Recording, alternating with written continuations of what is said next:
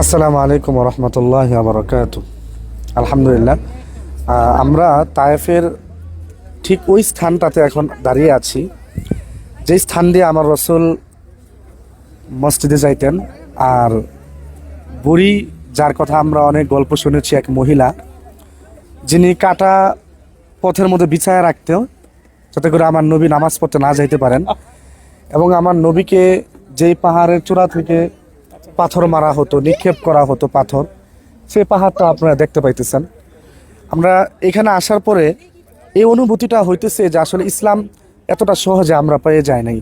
আমরা মুসলমানের ঘর থেকে জন্ম নিয়েছি, মুসলমান হয়েছি, এটা আমাদের উপর আল্লাহ তাআলার এক বিশাল নিয়ামত।